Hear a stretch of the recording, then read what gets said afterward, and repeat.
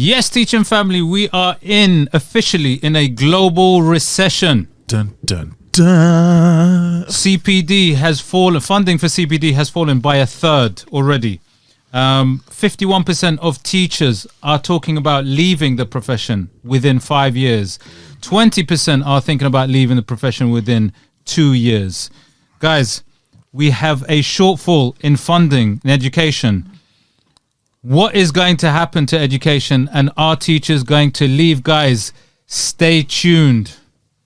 Now, guys, hope you guys are well.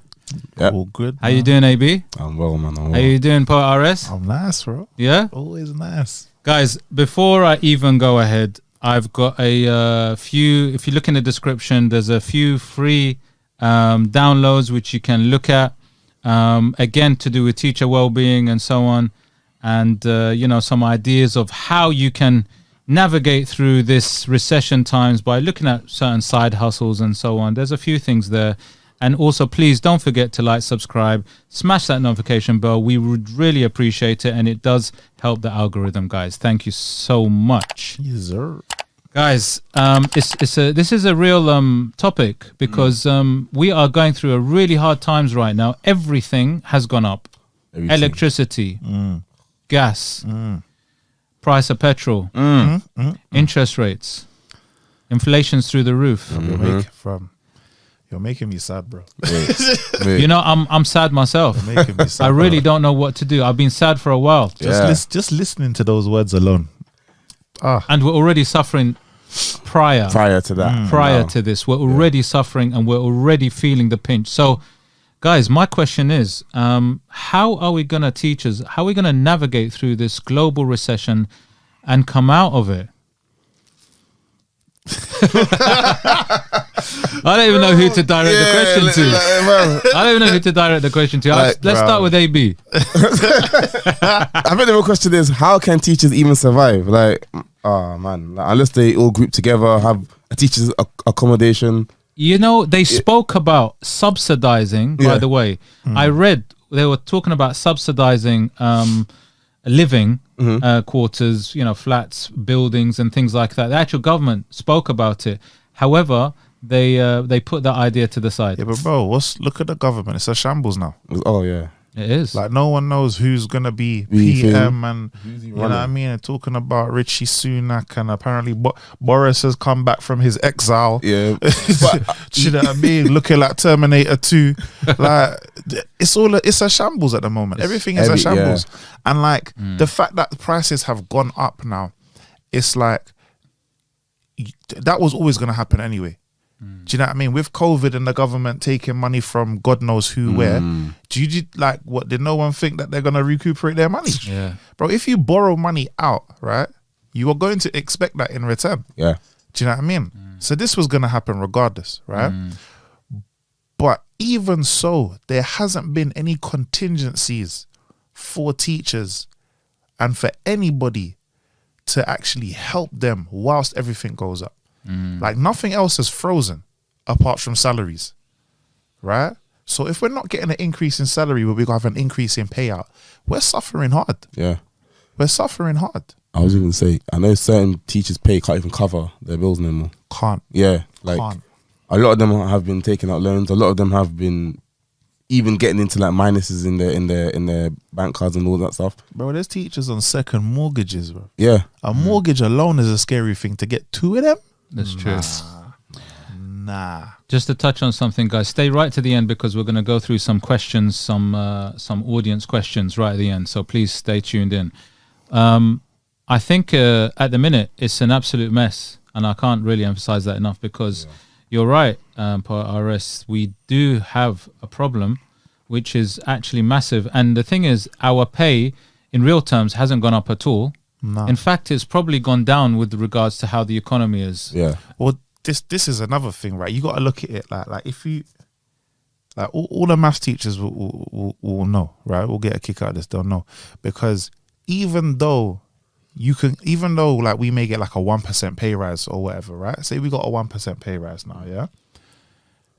Everything else has been inflated by 5%. So really and truly, yeah, we're losing 4%. I don't know. It doesn't matter about That's right. the 1% pay rise doesn't cover anything. If everything gets inflated by 5% and we're getting a 1% pay rise, we're not gaining anything. Do you know what I mean? We're not gaining anything, and this is the problem, is that we're not gaining anything at all, right? So if people are seeing the teaching profession as there's nothing to gain, they're not gonna come in. There's no value for them, because realistically, people are selfish creatures. Of course. They're selfish creatures. If there is nothing in it for you, why am I in it? Do you see what I mean? And then to then say, oh, all your bills are going to be increased by a ridiculous amount. Bruv, do you know how many candles I've bought in like the past 6 months?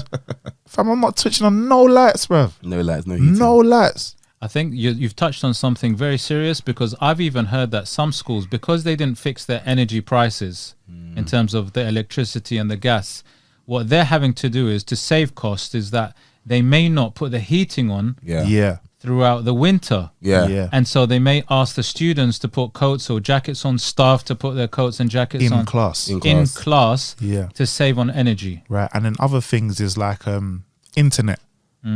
Right? Bro, before COVID, internet was whizzing.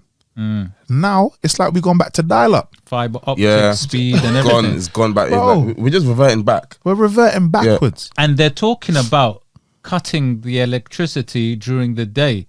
So did you hear that? Yeah, I heard that I one. heard it on the news Yeah. where we might have blackouts or something. Blackout. Bruv, it's not But then feasible. It's not feasible. Even if you're going to do a blackout, why don't you do it when most of us are out at work? Because what I've read is that they want to do it more in the night times when we've come home from work and stuff like that. Bruv, it's not feasible. If you were a bit smart, you do it when, I don't know, when we're sleeping in that 10 Bro, p.m. to 5 a.m. They're not gonna do it at work because they want you to grind.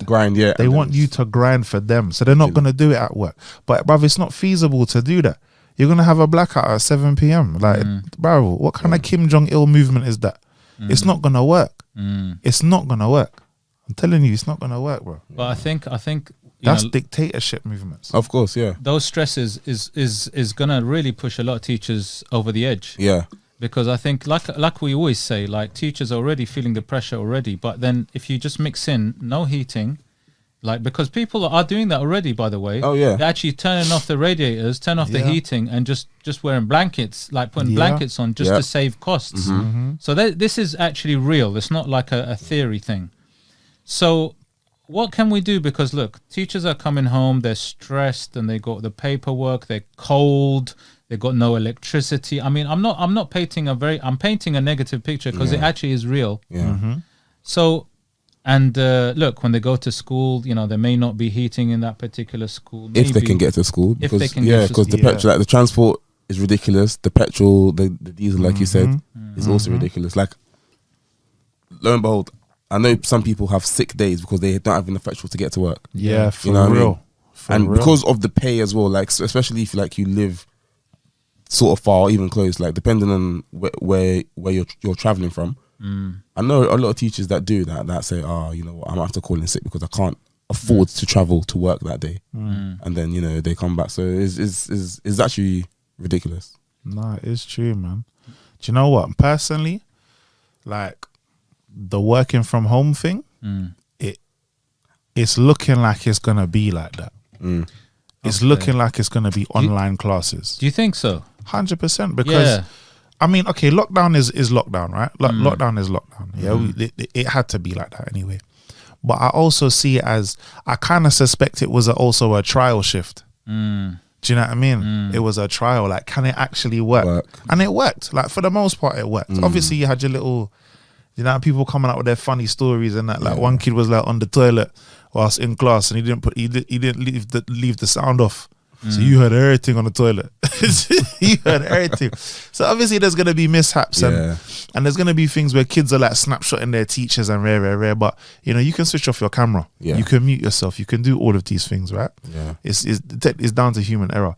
But if you can't get into a classroom, and kids can't be in a classroom because you're talking about switching off heating, bruv, that's Maslow's hierarchy of needs. If I don't have food, shelter, warmth and water, that's the bare basics for human survival. You basically is actually neglect. It's neglect. Yeah. 100%. Because you can't cover. Because if you're not covering those bases, then you're neglecting the children. Fam, real talk, yeah.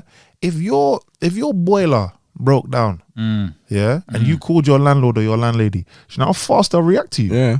They'll react to you quick. That's true. Because it's illegal for a tenant to be in a building, right, with no heating. It's illegal. By law, they don't have to pay their rent. By law, by human rights, they don't have to pay their rent, right?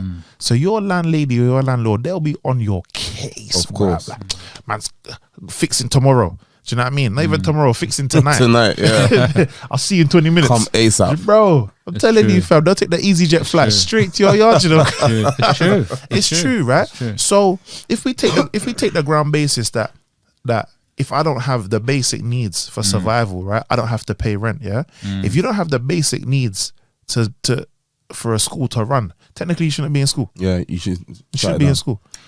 Why should my child have to wear a jacket in the classroom just to stay warm? And then on top of that, learn a whole new subject to pass a GCSE, but he can't be warm. But the only thing about the studying at home is that, can it work for all subjects across? Because I know that I struggled a lot when it came to doing online classes, especially for my subject, which is music. I know a lot of safeguarding issues did arise up as well. That's the only thing. So Yeah. the only reason why I think schools may try and fight against it is because of those issues. Because I know some schools, if you're a looked after child or a child in need, you can still come into school and stuff like that. And then if for certain subjects they really didn't care about, like, to be honest, it was only maths, English and science that they The academic subjects. yeah, the they academic focused subjects.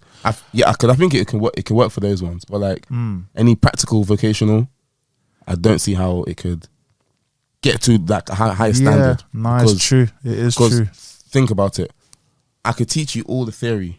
I could teach you all, the practical skills. But then when it comes time to assessing and stuff like that, because I can't see what you're doing. I can't hear what you're doing. Yeah, so it's true. and then obviously when I don't know who, like Ofsted, or you might get a book look, or you like a certain what's it called when people come and check your work. Ofsted. Moderating or Ofsted. Yeah. I don't think a lot of teachers would pass that criteria. Well, then maybe you split it then. Maybe you do it so you have so we say we take Monday to Friday, yeah? Maybe Monday and Tuesday is your creative lessons. So you will come into school and you will have all your creative lessons on those days, right? So say Monday to Wednesday. Monday to Wednesday, you've got all your music, your drama, your art, your DT, your engineering, your motor vehicles, you got all of them. Yeah. Right? So you come in and you do the practical stuff, right? And then let's say Thursday to Friday, yeah, you're at home. Oh, okay. You're at home online doing your academic subjects. Yeah. Do you know what I mean? Yeah. And then that way also it's easier for the child because because kids are kids, right? Yeah. You know what I'm saying? You go to school now and it's like, oh, man's got science. I don't like science. Or oh, man's got geography. And then it's like, oh yeah, but I got music next. Do you know what I mean? Because it's practical and because they are the creative children. Yeah. So they're more inclined to go to creative subjects. Yeah. But then you've got the other kids that are like, oh, I don't want to be on this, that, and the piano, and I don't want to do drama because they're academic kids. So if you pull it all together now and you do all, you can wake up and be like, right, this is an academic day, right? And then you tailor your mindset To that, yeah. to the fact that it's going to be a pure academic day, right? And then when you come into school, you tailor your mindset that it's going to be a creative day. Yeah. So maybe do the half and half.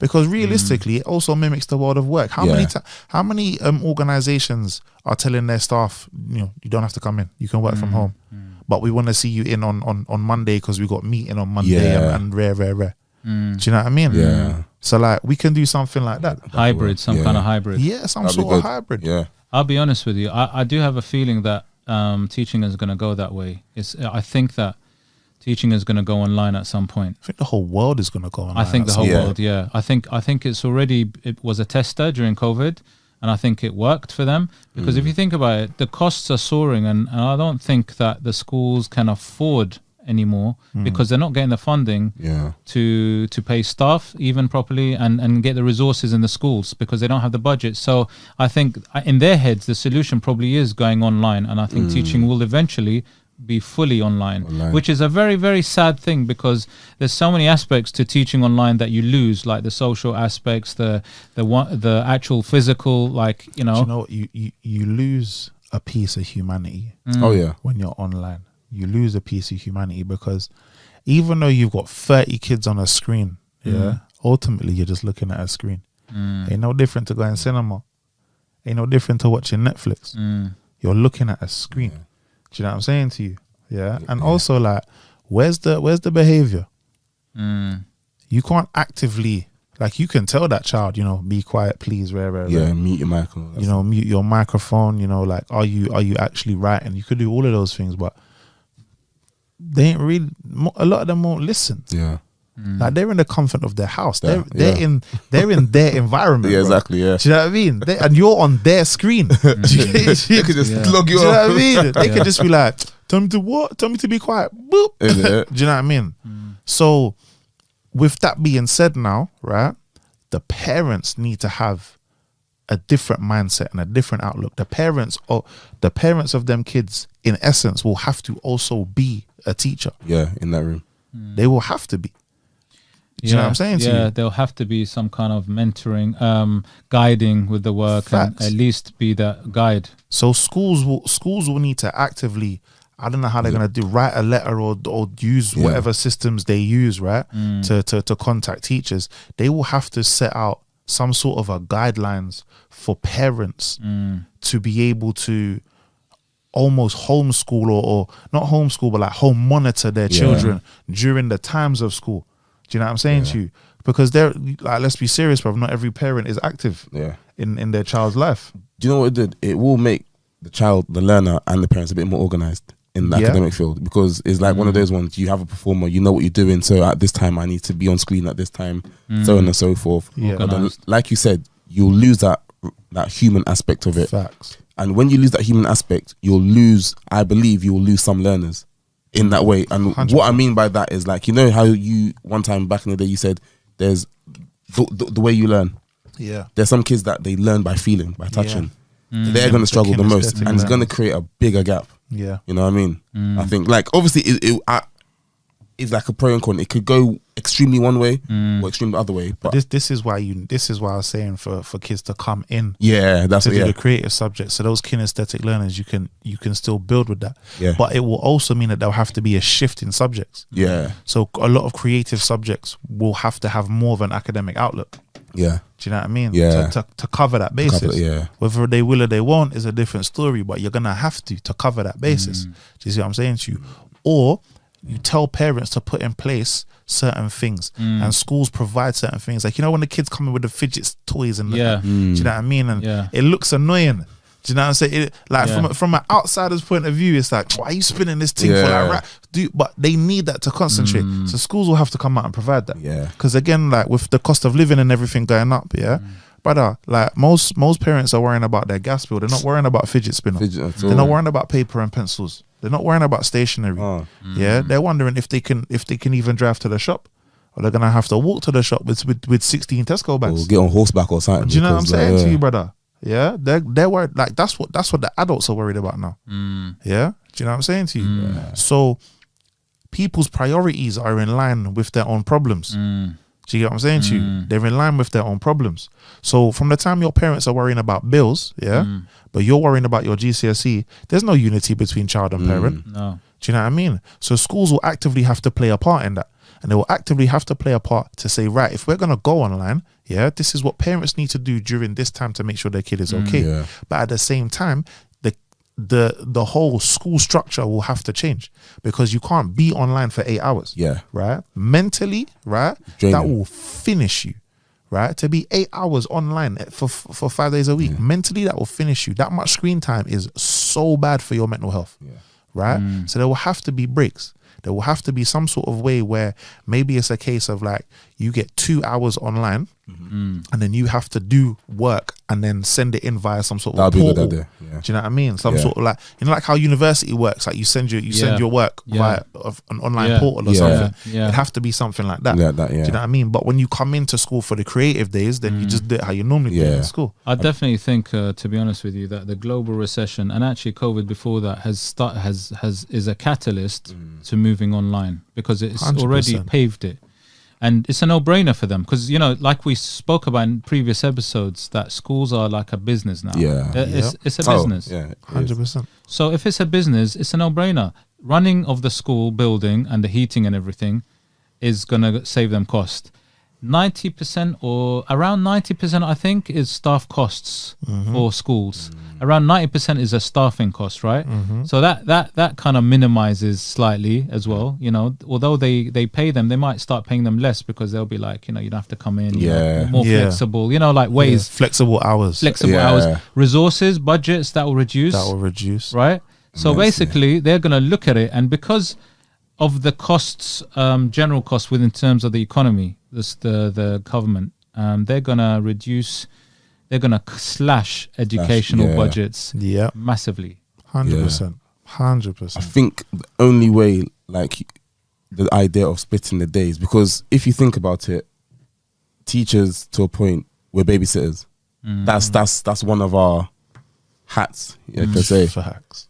And Facts. for a very long time, I personally believed the only reason why people sent kids to school is because parents were at work and they can't look after their children. So, we're there to, babysit them, feed them and coddle them. Because, because I know, trust me, I love the idea of working at home. Like, come on, like, I get jealous every single time I see my wife. I'm like, bro, are you mad, bro? What? Wait. Actually, yeah, it does have its benefits. Bro, yeah, it has its benefits. Bro. But then, like, I know, and I personally feel like they should go through it, but the only pushback I will get is for those working parents about, of course, primary school, I don't see it working that way. Maybe, 10 and above, so key stage 4, key stage 5, it can work easily. Bro, why can't it work in primary school? Primary school? Yeah. What, so the child's at home, but if their parents are at work? Yeah, but most parents are working from home anyway. Oh, okay, yeah, just true. You know But like, what I mean? what about, well, it depends for those ones that have to go outside. Bro, bring your child to work. They got online schools anyway already, like proper schools, like timetable. Yeah.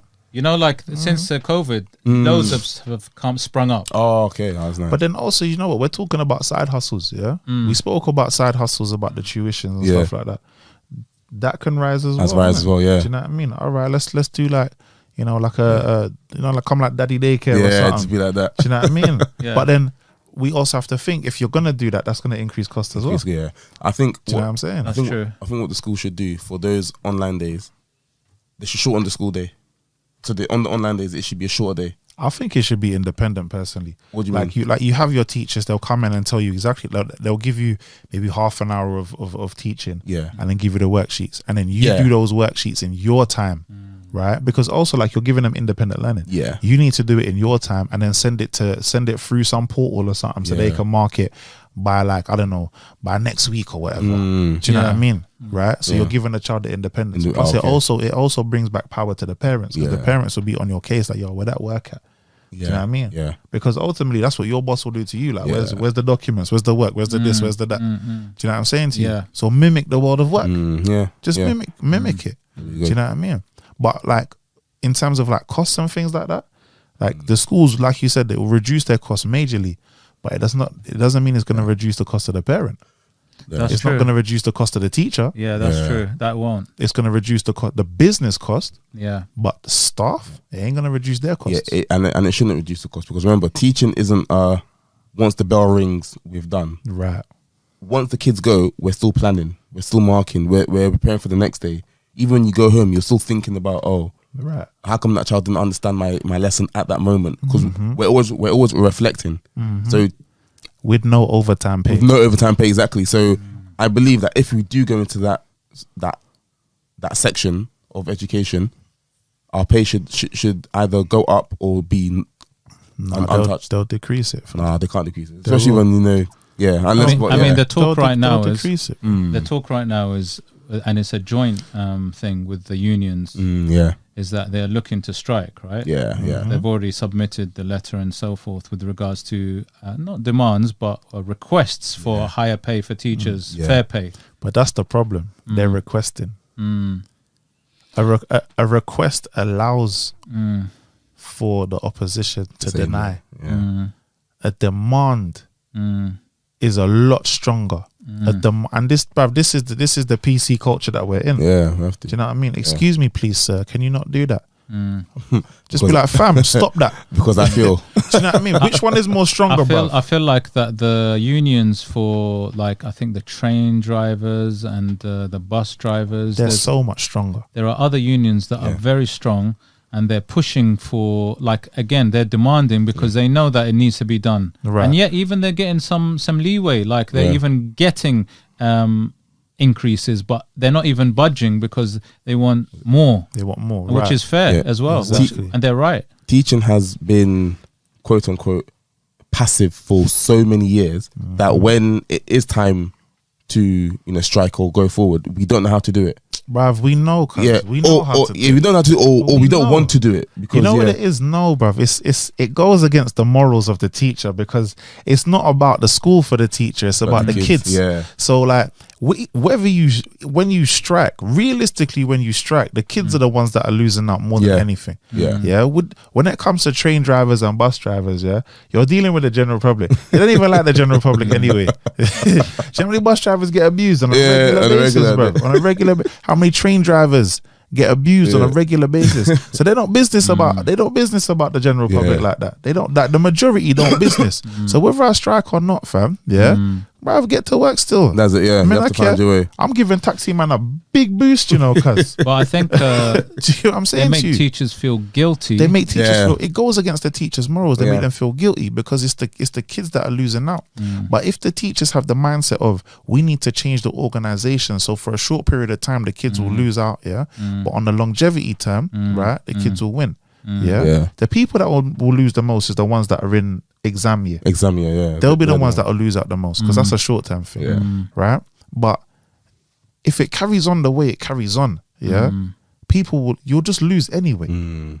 There has to be a massive shift. Do you know what I mean? And you could do things passively if you want to. Yeah, but you can strike passively. But you won't get the results.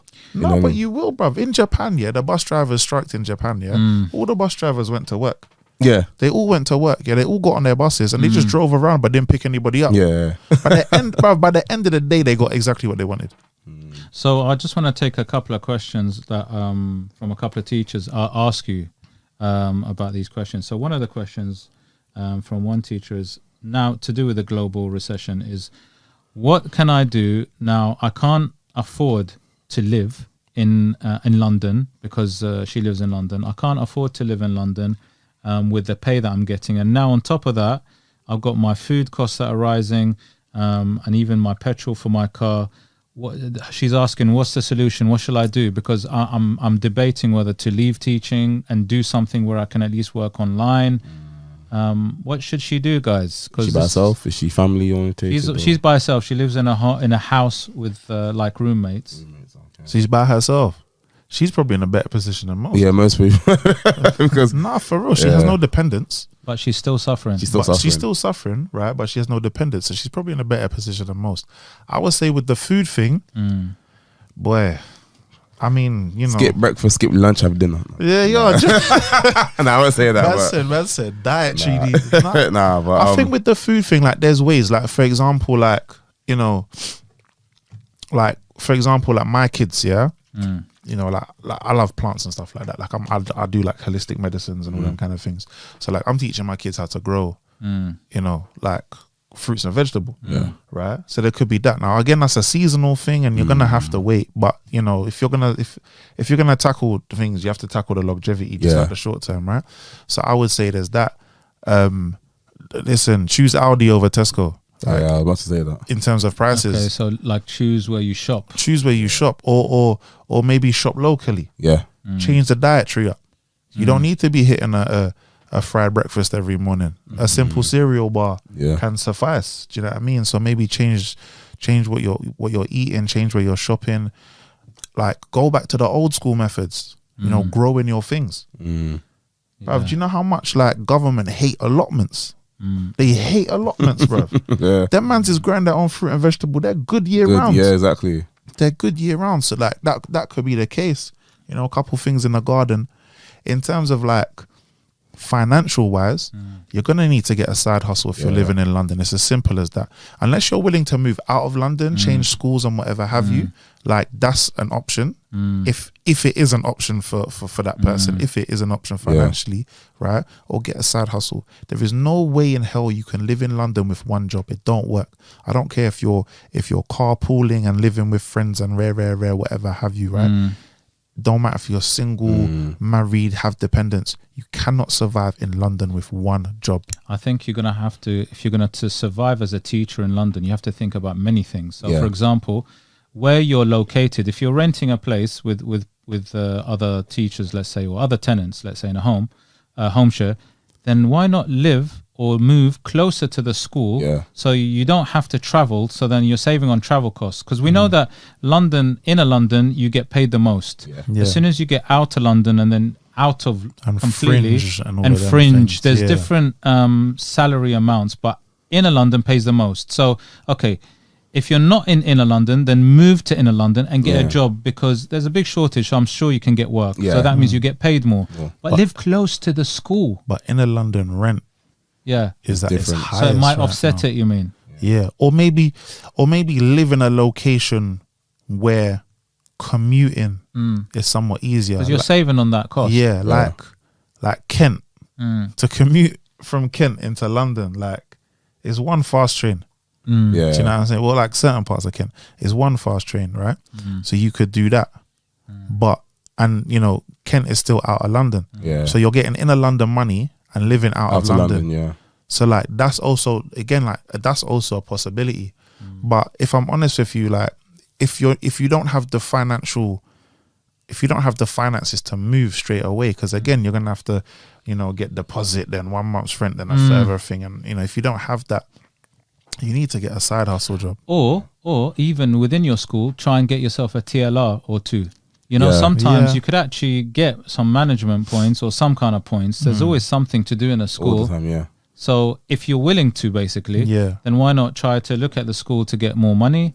And if not, then definitely a side hustle, like tuition or something else. Yeah, touch on the side hustle, like make resources, sell them. Like once you have a value of something, people will always want to come to you. And I think side hustles, and we will touch on that on another episode, is going to be more necessary than ever. Do you know what? I was speaking to a teacher the other day. Their side hustle has nothing to do with teaching. It doesn't have to be. It doesn't with teaching. It actually doesn't have to be. This guy has got so many trainers in his yard. He just resells them. Exactly. That's what he does. He just resells. But there's things like eBay, Spock, where you can actually buy and sell things, right? And just make a little bit of money on each thing that you sell. Exactly. And it all adds up. It all adds up, man. It doesn't have to be teaching related at all. Your hobby can make you money. Trust me. In fact, it's about your hobbies, your talents. Facts. There's so many opportunities out there. So many. By the way, I think it's about experimenting and trying to see what works for you. Yeah. 100%. You know, 100%. But coming back to how we navigate through this global recession with regards to teachers, and I did touch on a few things before the teacher question was, you know, the massive shortfall in terms of the funding in education. And actually that's probably going to increase now with the global recession. You know, I did talk about how CPD and professional development the budget there has reduced. So even as teachers, our professional development, we're not even getting the funding to do that. We're all asked to do online courses now, which is cheaper. Online courses. Cheaper, quicker. So in terms of how we navigate through this, what do you think are the key things we can do as teachers to survive this period, guys? In-house teaching. In-house teaching, as in in-house training. So like if you've got a teacher who has a particular skill in whatever have you, right? Maybe like, because you know these CPDs, they cost thousands of pounds. They cost thousands of pounds. Give that teacher an extra 500. Give that teacher actually pay the teacher. Pay the teacher $1,000 and be like, you run a CPD for, you know, a month on Yeah, because they whatever your ask us to skill do is. it for free. Right, they ask Yeah. us to do it for free, but then they'll go and pay some guy 10 grand To come in and talk to you. to come in and talk to you That's true. for 3 hours after the long periods that you've done. Yeah, after you've had the argument with the babysitter about stay 1 more hour, please. You know that one's there. So give the staff, right? You don't have to pay them 10 grand unless you've got the money to give them the 10 grand, right? But you can pay them 1,000. So schools have saved their money, right, on CPD training. That staff member, right, or staff members have got a little extra something to take home. Yeah. So that's the so the staff is also helping themselves out with the recession and everything increasing, or the prices increasing. So that staff member's got an extra grand in their pocket. Yeah. Or staff members have got grands in their pocket. The school has saved money, right? And all the staff there have learned something. Plus also, right, it benefits the well-being of that staff member because they see valued by the school and they see value in what their skills are bringing to the table, right? It unifies staff in the school because, you can get a lot closer with staff. Do you know what I mean? Right? So just do that. Keep it in-house. Do you know what I'm saying to you? Or if you're like part of like a SEBMAT or something, yeah, roll to different schools and keep everything in-house within the SEBMAT. Do you know what I mean? And just pay your staff. Yeah, you could do that. Yeah, I know. Touching on that with like sister schools or schools in the same thing. Yeah, why don't like one school just move on to the other school? Yeah, and then they what's it called when you like change resources, switch resources, or so like let's say the RE. I'm just so tired. The RE group from that's the school go to the join up with the RE groups and then change resources stuff like that. Yeah, Okay. Music like, partnerships. Yeah, partnership as well. Like yeah, school partnerships where you're saving costs rather Exactly. than getting some external yeah, to do something. You could save costs there. I mean, navigating the global recession, the school could do a lot, right? Yeah. In terms of things like that to save budget without affecting the staff pay. yeah. Because I think it's about managing the money. Like Yeah. it's Of not course it managed. is. I don't know if it's managed, greatly. I feel. Do you know what it is, right?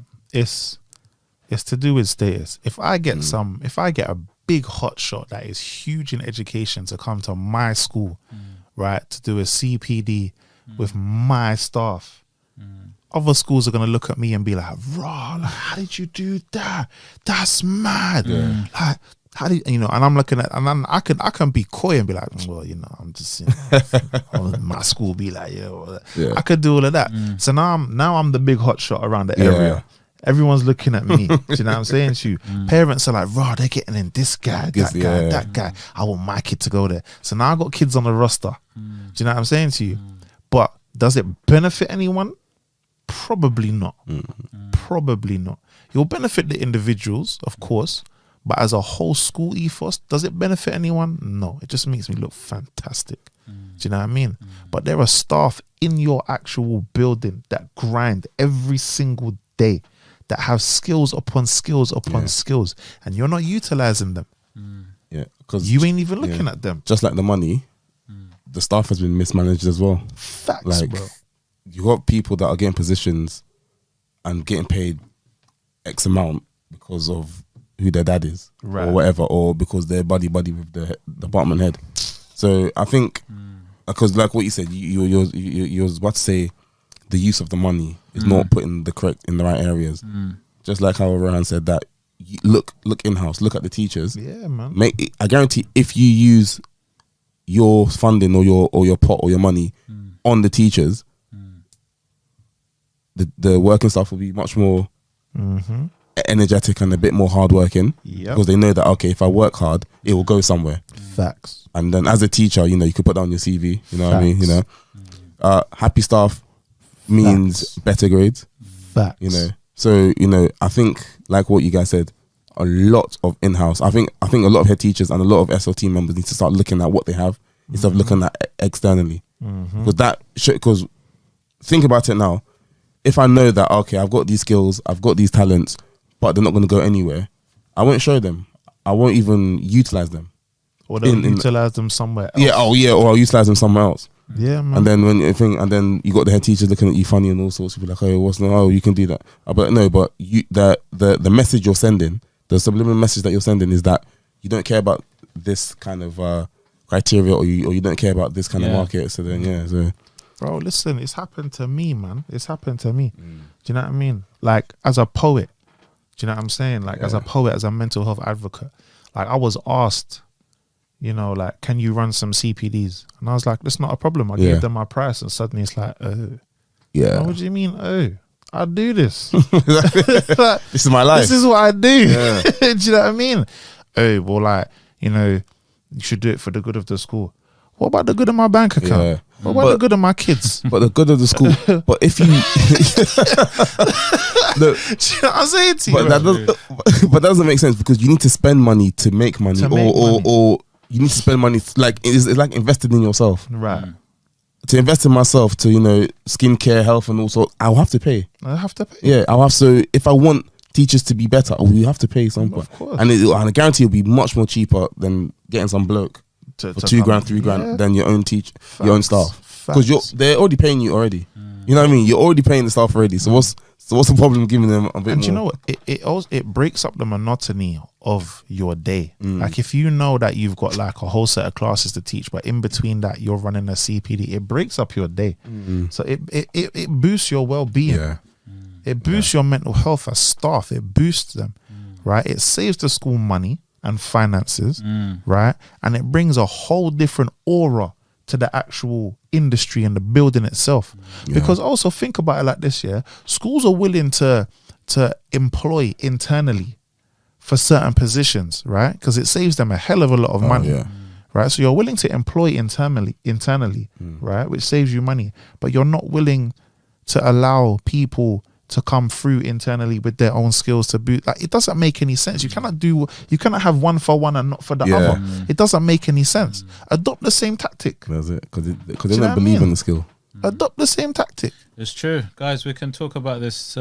Actually, there could be another episode on this one, because to be honest, I actually wanted to do one which is solely on professional development, which I think I will do. But for now, guys, I'm going to stop there. And for everybody watching this, please like, subscribe, smash the notification bell, and also please don't forget to look at the description, the links below, because there's some really nice information on well-being, teacher well-being, which we're all suffering right now. So get your free PDF, please, guys. And Poet RS AB, thank you so much.